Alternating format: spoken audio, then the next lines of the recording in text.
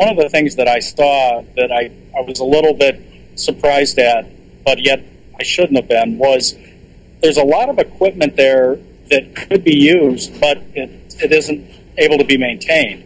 And that's a big problem they have because they don't have the technicians to maintain it, or sometimes they don't have the parts.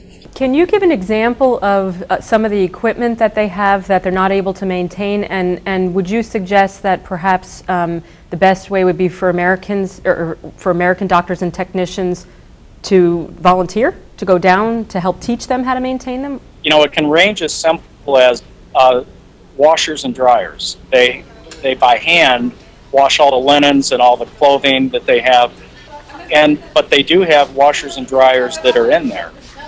They can't use them because either the three-phase power isn't available, or they don't have the proper ventilation, or there may be a small piece that needs to be fixed. And so something so simple like that could just change the dynamics completely with just how they do laundry.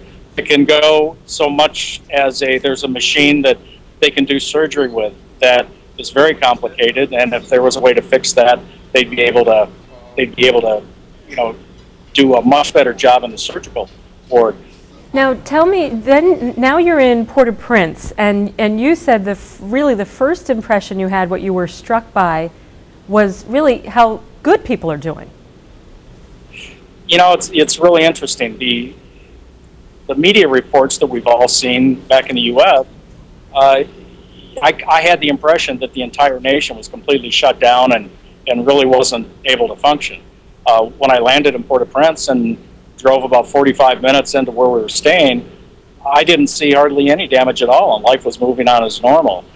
And that was surprising to me. I expected everything to be completely just demolished.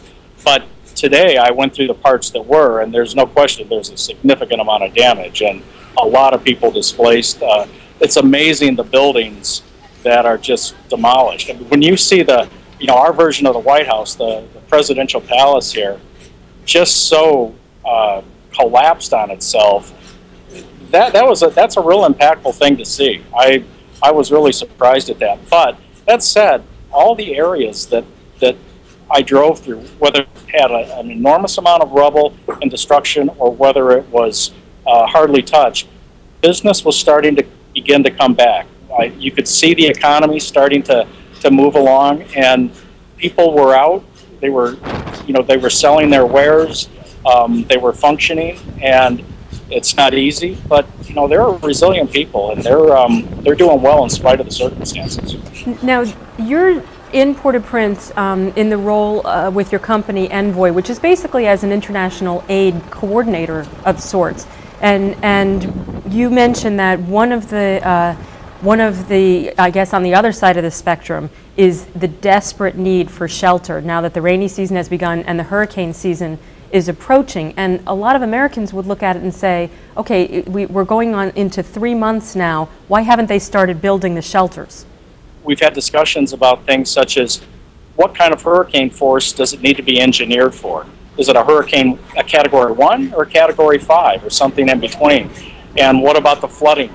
What about an earthquake?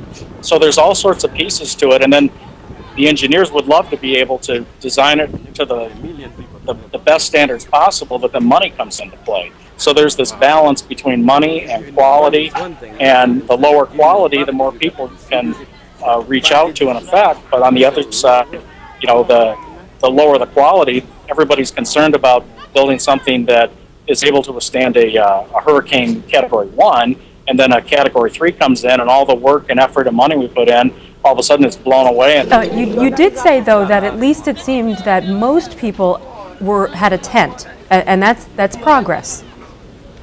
Yeah, that really, I was pleased to see that. There were a lot of tents, and all the NGOs, a lot of governments have provided tents and tarps, and so that's a good thing at this point. But the first major storm, especially if it's even close to a hurricane, most of those are going to be gone.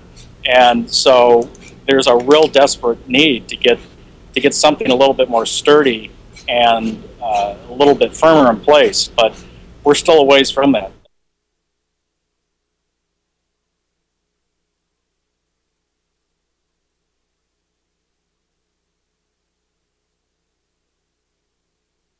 Well.